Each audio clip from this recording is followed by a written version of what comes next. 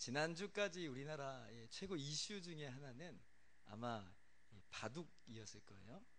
21세기를 살아가고 있는데 바둑이라는 그 시합이 사람들을 뇌리 속에서 잊혀져가는 이때에 이 바둑이 오히려 이제 우리 주변에 아주 이슈로 떠올랐어요.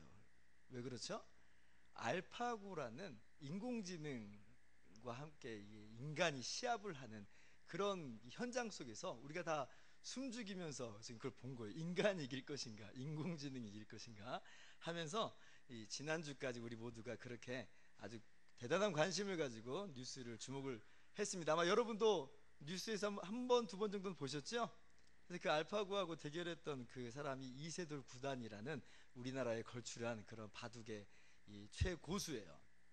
비록 이제 인간 대표로 나선 이세돌 구단이 1승만 거두고 알파고에게 져버리긴 했지만 이 바둑계에서는 그래도 이제 이게 바둑의 흥미를 다시 한번 일으키는 계기가 되었다는 측면에서 그렇게 나쁘게만 생각하지 않더라고요. 저도 이제 바둑을 뭐 잘 못 두는데 그래도 이제 예전에는 바둑에 조금 흥미는 있었어요. 그 전 시대에 뭐 이창호 구단이라든지 또 그 전 시대에는 조훈현, 소봉수 구단의 시대를 이렇게 기사를 통해서 접하면서 흥미진진하게 그런 역사를 제가 좀 자주 접했는데 문득 이 다시 한번 바둑이라는 것이 제 머릿속에서 떠오르면서 우리나라 이 바둑 역사 속에서 아니 세계 바둑사에서 획을 긋는 한 사건이 떠올랐어요. 그게 뭐냐면 상하이 대첩이라고 하는 건데 이게 2006년에 그 세계 바둑 대회라고 하는 농심배 그 바둑 대회 사건이에요. 농심배는 어떤 바둑 이제 기전이냐면 한국, 중국, 일본 요 세 나라가 바둑을 제일 잘 두잖아요. 그래서 각 나라 대표가 5명씩 모여서 국가별 대항전을 하는 거예요. 그러니까 이건 어떤 개인의 명예와 개인의 승리가 달린 게 아니라 끝까지 남는 사람이 끝까지 남는 그 나라가 이기는 거예요. 그런데 이제 1회부터 5회까지 우리나라가 계속 우승을 했어요. 그리고 6회가 시작될 때도 아마도 우리나라가 강세를 띠지 않을까, 우리나라가 우승하지 않을까 그렇게 우리가 예상을 하고 있었습니다. 그런데 이 농심배가 시작을 하면서 시합이 전개가 됐는데 우리나라 기사들이 그 최정상의 고수들이 추풍낙엽처럼 떨어져 버렸어요. 우승이라고 생각을 하고 출전을 했는데 오히려 막 다 떨어져 버린 거예요. 결국 딱 한 명 남았어요. 딱 한 명. 5명이 출전했는데 딱 한 명이 남고 중국 기사는 3명이 남고 일본 기사는 2명이 남았어요. 우리나라가 우승하는 길은 이 한 명이 나머지 5명을 전부 다 이겨야지 우리나라가 우승하는 그런 장면이에요. 근데 그때 이제 뭐 이게 뭐 이길 수 있을 만한 그런 시합이겠습니까? 뭐 저나 이 각기 나라에서 최고수라고 일컬어지는 사람들이 출전을 했는데 한두 판 이기는 것도 어려운데 지금 어떻게 5판을 연달아 이길 수 있겠어요? 이게 정말 쉬운 일이 아니에요. 그런데 이제 그때 마지막 바둑 주자로 나선 우리나라 대표가 누구였냐면 그 당시에 세계 최강자인 이창호 구단이었어요. 이창호 구단이 이 5명을 상대로 하는데 처음에는 긴가민가 했어요. 제 아무리 이창호라고 해도 어떻게 5명을 다 이길 수 있겠냐 기대를 안 했습니다. 그런데 이창호 구단이 한 명 한 명 중국과 일본 기사들을 꺾는 거예요. 2명, 3명째 이기니까 우리 안에 기대감이 생겼어요. 야, 이거 혹시 우리나라가 또 우승하는 거 아니야? 라는 기대감을 갖게 됐어요. 어떻게 됐을까요? 그렇죠. 결국 이 이창호 구단이 나머지 2명의 기사까지 다 꺾어버리고 5연승으로 전세를 완전히 뒤집는 것으로 우리나라가 6회 농심배 대회도 우승하게 됩니다. 전무후무한 사건이에요. 이걸 그래서 상하이 대첩이라고 하고 지금까지도 바둑계에서 회자되는 그런 이야기고요. 얼마 전에 응답하라 1988에서 최택 6단이 바둑을 두는 장면이 나오는데 그 모티브 중에 하나가 바로 이 농심배 대회에서 이창호 구단이 이 5연승을 거두면서 이기는 장면이 바로 그 모티브가 됐어요. 그때 이제 중국의 한 기사가 남긴 유명한 말이 바로 이거예요. 한국 기사를 모두 꺾어도 이창호 구단이 남아있으면 그때부터 시작이다. 이게 그 중국 기사의 이야기예요. 한국 기사 다 졌어도, 다 꺾어버렸어도 이창호가 남아있으면 그때부터 시작이다. 여러분, 제가 오늘 이야기라는 것은 우리가 받은 구원이 어떤 것인지에 대해서 여러분과 함께 나누고 싶어서 그래요. 우리가 받은 구원이 우리가 뭔가를 잘했기 때문에 주어진 것으로 생각하시나요? 그렇지 않아요. 우리가 계속해서 로마서 말씀을 보고 있는데, 로마서 말씀은 우리의 구원이 우리에게서 달려있지 않다라고 분명하게 이야기하고 있어요. 도리어 우리는 패배한 사람들이고요, 넘어진 사람들이고요, 여전히 죄악 가운데 허우적거리는 죄인에 불과하다, 그렇게 이야기하고 있습니다. 그러나 우리에게 예수님이 있어요. 예수님이 우리의 대표로 출전하시는 거예요. 그분은 한 번도 패배하신 적이 없고 넘어지신 적이 없어요. 죄를 지으신 적이 단 한 번도 없고 하나님의 모든 말씀을 완전히 순종함으로 성취하십니다. 우리의 구원이 누구에게 달려있는가? 나에게 달려있다면 내가 패배한 것으로 끝장 나버렸겠지만, 성경은 그렇게 얘기하지 않는단 말이에요. 성경은 예수님이 우리의 대표가 되시고, 우리의 대표로서 모든 원수를 이기시고 모든 죄를 짊어지고 십자가에서 대신 죽으심으로 우리의 구원을 이루어내었다, 그렇게 이야기합니다. 우리가 누리는 건 뭐냐? 우리가 스스로 구원의 열매를 취하는 게 아니라 우리의 대표 되신 예수님이 이루신 그 구원을, 그 승리를, 그 은혜를 우리가 함께 누리고 함께 즐거워한다.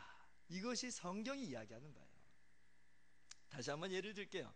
제가 좋아하는 스포츠 중에 또 야구가 있어요.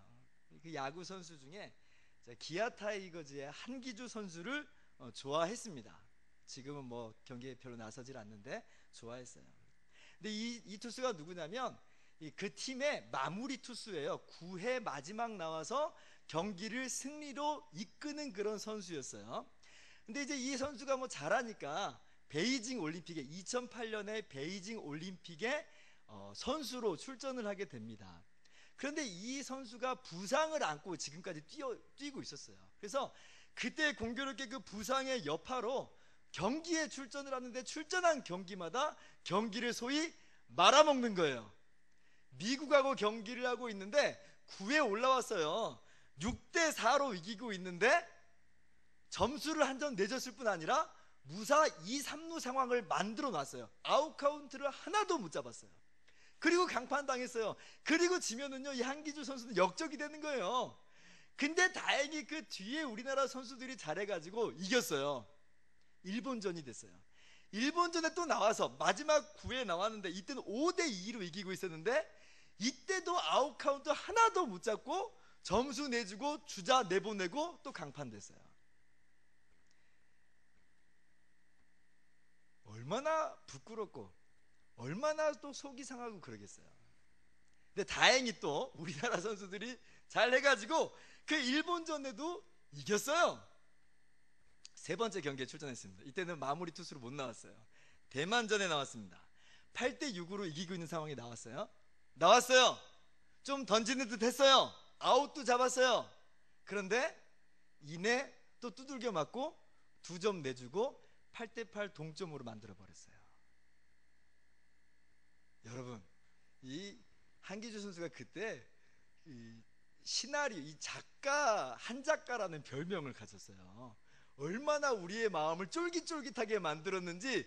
야, 저 선수 저거 나와가지고 저 경기 말아먹는다고 우리가 얼마나 조바심을 내면서 TV 앞에서 모여 있었는지 몰라요. 그런데 또 다른 선수들이 잘해가지고 이겼고요.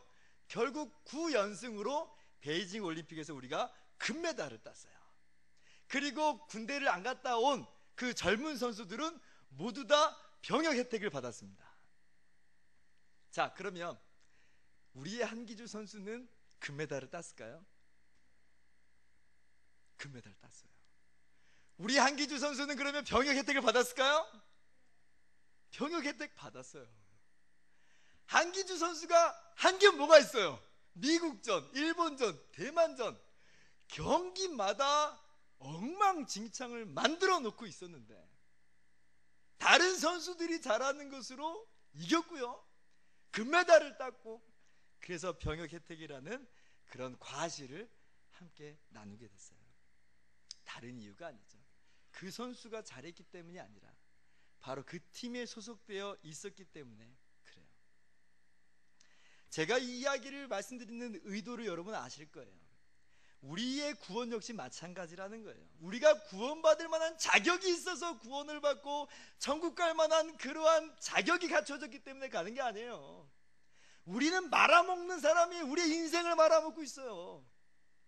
그러나 우리가 예수 그리스도께서 이루신 구원에 연합되어 있기 때문에, 예수 그리스도라는 팀 안으로 우리가 들어갔기 때문에, 주님이 우리의 대표가 되었기 때문에 예수님을 믿는 우리, 그러므로 예수님과 한 몸이 된 우리는 그저 그 구원의 열매를 받고 그저 그 천국이라는 하나님의 은혜 가운데로 들어가는 거예요. 오늘 성경이 이와 같은 진리를 우리들에게 분명하게 확인시켜주고 있어요. 12절을 보면요, 한번 봐보세요. 그러므로 한 사람으로 말미암아 죄가 세상에 들어오고 죄로 말미암아 사망이 들어왔나니 이와 같이 모든 사람이 죄를 지었으므로 사망이 모든 사람에게 이르렀느니라. 여기서 지금 이 한 사람은 누구냐면 최초의 인류인 아담을 말해요. 그 아담으로 말미암아 죄가 세상에 들어왔어요. 그리고 죄로 말미암아 사망이 우리 세상 가운데 들어왔습니다. 아담이 하나님께서 금하신 선악과를 따먹는 것으로 불순종하고 반역하는 것으로 말미암아 하나님의 심판 아래 죽을 수밖에 없는 존재가 되었단 말이에요. 그런데 이 죄가 지금 아담 한 개인에게만 해당되는 것이 아니라 성경은 이야기합니다. 14절 말씀인데요, 보세요. 그러나 아담으로부터 모세까지 아담의 범죄와 같은 죄를 짓지 아니한 자들까지도 사망이 왕노릇하였나니 아담은 오실 자의 모형이라. 죄를 짓는 사람이 그 죄값을 받고 응당 심판받아 멸망받는 것은 충분히 우리가 알아들었어요. 충분히 배웠습니다. 그런데 이 말씀 자세히 보세요. 그런 죄를 짓지 않는 사람까지도 사망의 어두운 그늘이 그들을 덮친다는 거예요. 죄를 안 짓는 사람이 있나요? 있어요. 영아들 같은 경우, 영아들. 우리가 볼 때는 그들은 어떤 악이나 죄를 선택하지도 않고 저지르지 않았어요. 그런데 보세요, 그들도 죽는다는 거예요. 바울이 지금 이야기하는 것은 그거예요. 죄를 짓지 않는 것처럼 보이는 그 사람들에게도 사망이 지금 임하고 사망이 왕노릇하고 있다. 그러면서 바울이 얘기하고 싶은 바가 있어요. 잘 들으셔야 돼요. 사망이 각 사람을 다스리는 이유는 우리 각 사람이 죄를 짓기 때문이기도 하지만 궁극적으로는 아담이 인류의 대표가 되고 아담이 머리가 되었기 때문에 아담의 죄로 말미암아 우리 모두가, 그 한 팀인 우리가 다 죄인이 되고 심판을 받게 되었다는 이 말이에요. 14절 말씀을 통해서 그 얘기를 하고 싶은 거예요. 우리 자신의 죄 때문에 죽는 것만 아니다. 실상은 우리가 아담의 후손이기 때문에, 아담의 대표성 때문에 우리가 다 죄인으로 인정받고 멸망받을 수밖에 없다. 사망이 인류를 다스리게 됐다. 이걸 일컬어서 대표성의 원리라고 그래요. 아담이 인류의 대표가 되었다. 아니, 어째서 아담이 인류의 대표가 되고 나의 대표가 되는가? 나는 그런 권한을 준 적이 없는데 어떻게 마음대로 그렇게 하시는가? 근데 그것은 생각하기 그렇게 어렵지 않습니다. 아담이 범죄할 당시를 한번 생각해 보세요. 아담은 실제적으로 그 당시에 인류 전체였어요. 다른 사람은 없어요. 아담이 범죄했다는 것은 그 자체로 인류 전체가 범죄한 거예요. 왜? 다른 사람이 없으니까, 그가 인류였으니까. 그리고 우리 모두는 실제적으로 아담으로부터 비롯된 존재들이잖아요. 우리 중에서 아담의 씨 아닌 사람 있나요? 다 아담의 후손이에요. 마치 과거에 노예의 자식은 태어날 때부터 노예로 태어나는 것처럼 아담의 범죄로 말미암아 인류가 하나님의 심판받고 죽어버렸고요. 그리고 그 뒤로부터 태어나는 우리 모두는 아담 안에서 죽은 자로 태어나는 거예요. 누구도 이 아담의 영향에서 자유로울 수 없다는 거죠. 부인할래야 부인할 수가 없어요. 우리가 권한을 준 적이 없다고 해서 그게 없다는 게 아니에요. 우리는 이미 다 아담 안에서 범죄했고 아담 안에서 죽은 자로 태어났다 하는 거죠. 바울이 이야기하는 바가 바로 그거예요. 사망이 모든 사람을 지배하는 걸 보아라. 어린아이에서부터 노인에 이르기까지 모든 사람이 죽는 걸 보아라. 그 이야기는 아담이 우리에게 전가된 것으로 우리가 죄인이 됐고 우리가 멸망받게 되었다, 이걸 이야기하는 거예요. 아담의 죄가 우리의 죄로 전가되었다, 이걸 원죄라고 합니다. 원죄. 인류가 사망의 종로로 갈 수밖에 없는 궁극적인 이유는 무엇입니까? 이 원죄 때문에 그래요. 원죄 때문에. 그러므로 우리가 아담과 함께 아담 안에서 심판받아 멸망할 수밖에 없는 그런 존재가 되어버렸어요. 제가 한창 신앙생활에 궁금한 점이 많았었던 시절인 고등학교 시절에 학교에서 이 친구들하고 이런 주제에 대해서 참 열심히 이야기했던 기억이 나요. 그렇지 않겠어요? 아담의 죄를 왜 하나님이 우리에게 물으시는가? 선악과를 따먹은 건 아담인데 왜 그 대가를 우리가 치러야 되는가? 너무 불공평하고 불합리한 것 아닌가? 왜 그렇게 다 죽어야 되는가? 하면서 친구들하고 막 그렇게 열심히 논쟁을 했었어요. 또 기분 나쁘잖아요, 사실. 그런데 신앙생활 하면서 이 대표성의 원리가, 아담이 우리의 대표가 되었다는 이 원리가 우리의 마음을 마냥 거북하게 하고 껄끄럽게만 하는 줄 알았더니 사실은 그것이야말로 우리에게 얼마나 은혜가 되는지를 말씀을 통해서 깨닫게 됐어요. 어디서 그것을 깨닫게 되냐면 오늘 로마서 5장 말씀이에요. 14절 말씀 다시 한번 볼까요? 자, 한번 같이 한번 읽어봅시다. 시작. 그러나 아담으로부터 모세까지 아담의 범죄와 같은 죄를 짓지 아니한 자들까지도 사망이 왕노로 타였나니 아담은 오실 자의 모형이라. 다시 한번 보세요. 아담은 오실 자의 모형이라. 이 문장을 주목을 해보세요. 바울이 본문 속에서 인류의 대표인 아담만 이야기하는 게 아니에요. 아담 이야기를 하고 싶은 게 아니에요. 정말 정작 바울이 하고 싶은 얘기는 뭐냐면 인류의 대표인 아담 외에 진짜 새로운 인류의 대표이신 분이 계신다, 이 이야기를 하고 싶은 거예요. 인류의 대표인 아담이 엉망으로 만들어 놓은 이 세계를 다시 뒤집어 놓으시고 회복시키기 위해서 하나님께서 새로운 인류의 대표로서 하나님의 아들 예수 그리스도를 보내주셨다, 이 이야기를 바울이 하고 싶은 거예요. 그게 아담은 오실 자의 모형이라 이 말이에요. 아담과 예수님이 같은 점이 있어요. 뭐예요? 아담이 인류의 대표가 된 것처럼 예수님도 역시 새로운 인류의 대표자가 되었다는 거예요. 여러분, 예수님이 새로운 인류의 대표자가 되었습니다. 그러나 아담과 다른 점이 있어요. 아담은 인류의 대표로서 모든 걸 엉망진창으로 만들어 버렸지만 새로운 인류의 대표이신 예수님께서는 모든 것을 이루시고 회복시키셨다는 거예요. 아담 때문에 죽을 수밖에 없던 우리가 동일한 원리에 의해서 예수 안에서 살아난 자가 되었고 살게 된 자가 되었다, 이것이 바울 사도가 오늘 우리들에게 이야기하는 바죠.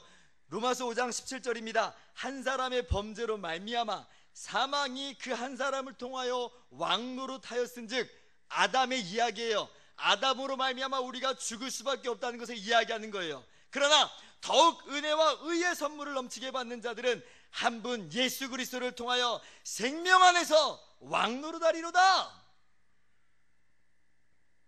아담 안에서 우리가 거저 죽은 자가 되었습니까? 동일한 원리에 의해서 예수 안에서 우리가 거저 산 자가 되었다. 바울 사도가 계속해서 이야기합니다. 18절입니다. 그런즉 한 범죄로 많은 사람이 정죄에 이른 것 같이 한 의로운 행위로 말미암아 많은 사람이 의롭다 하심을 받아 생명에 이를 얻느니라. 19절 같이요. 한 사람이 순종하지 아니함으로 많은 사람이 죄인 된 것 같이 한 사람이 순종하심으로 많은 사람이 의인이 되리라. 아멘.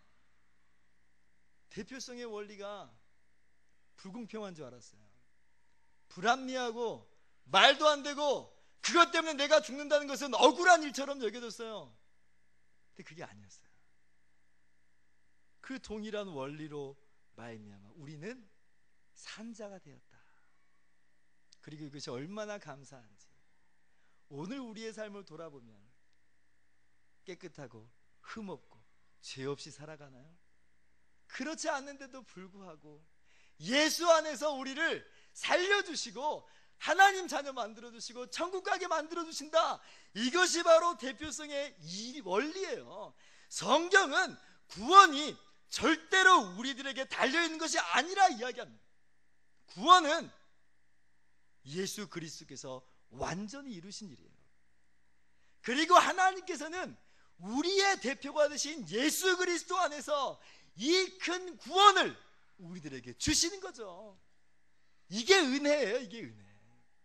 얼마나 감사한지. 여러분 이 사실을 굳게 믿으시기 바랍니다.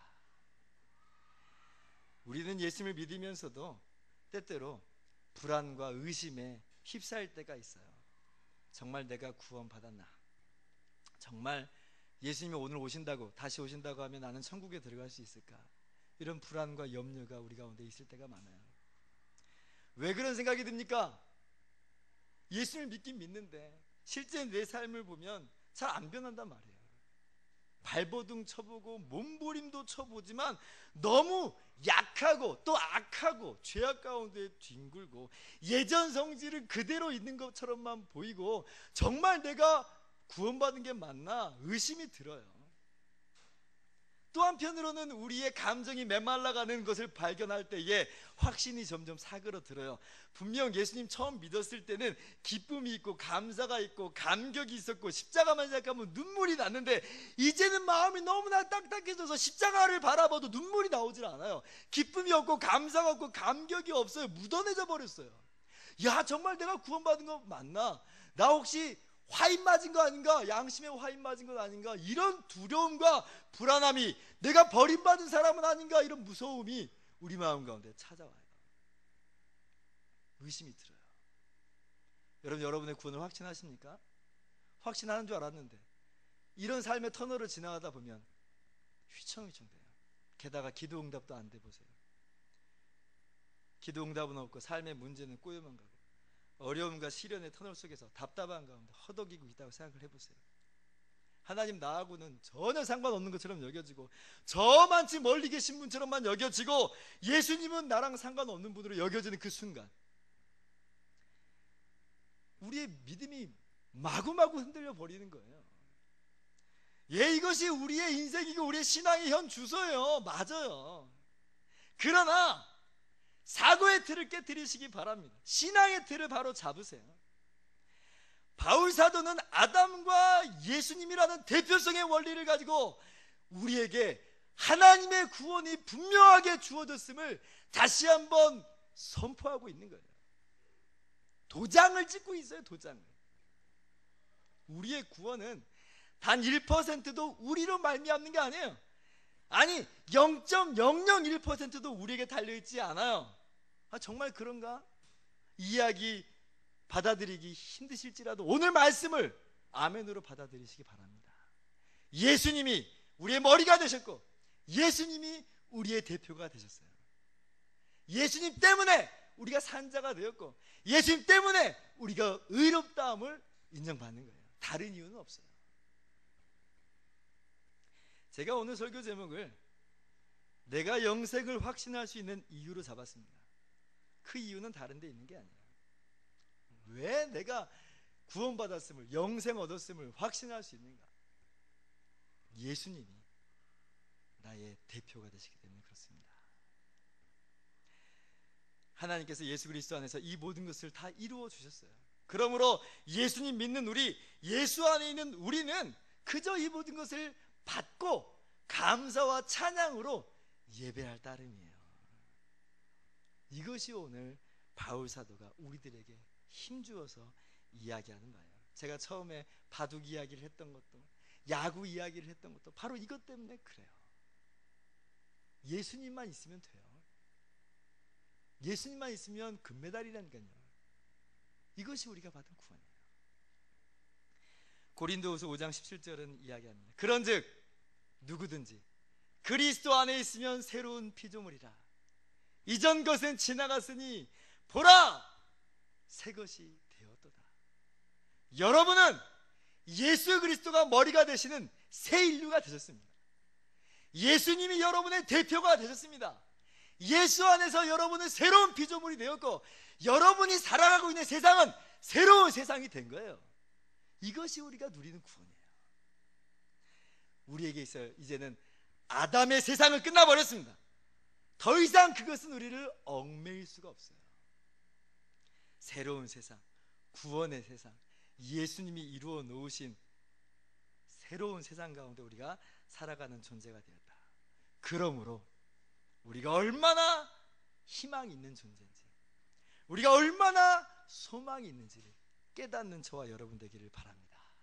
우리에겐 진정한 소망과 진정한 희망이 있어요. 예수님께서 이 모든 것을 다 이루셨기 때문에 그렇습니다. 이 예화만 들고 말씀 마치려고 합니다. 20세기 말 20년 전 정도 되겠네요. 교보문고 베스트셀러 차트에서 21주 동안 1위를 했던 아주 유명한 책이 있어요. 마음을 열어주는 101가지 이야기라는 책이에요. 아마 여러분들도 한두 번은 보셨을지 모르겠어요. 거기에 보면 이런 이야기가 나와요. 어떤 사람이 차를 몰고 집에 돌아가는 중에 집 근처 공원에서 공원에 잠깐 멈췄어요. 거기 보니까 공원에서 아이들이 야구를 하고 있었습니다. 동네 꼬마들이 야구하는 모습이 너무나 귀엽고 그리고 흥미진진해서 공원에 들어갔어요. 일루 벤치에 앉아 있는데 일루 수비하는 아이에게 물어봤어요. 야, 지금 어떻게 지금 진행 중이냐? 그랬더니 이 아이가 하는 말이 우리가 14대 0으로 지고 있어요. 이러는 거예요. 구경하는 사람이 그래? 근데 너는 그렇게 절망적이지 않아 보이는구나. 그러니까 그 아이가 깜짝 놀란 표정으로 이렇게 말하는 거예요. 절망적이라고요? 왜 우리가 절망적이어야 되죠? 우리는 아직 공격을 한 번도 하지 않았는데요. 우리는 아직 공격을 한 번도 안 했는데요. 여러분, 우리 인생이 14대 0같이 느껴질 때가 있을 거예요. 우리의 영혼이 14대 0으로 참패당하는 것 같은 그러한 암담함이 들 때가 있어요. 그러나 아직 우리의 공격은 시작되지 않은 것과 같이 예수님께서 우리의 대표가 되셔서 우리에게 승리를 가져다 주시는 찬란한 순간이 우리 가운데 남겨져 있어요.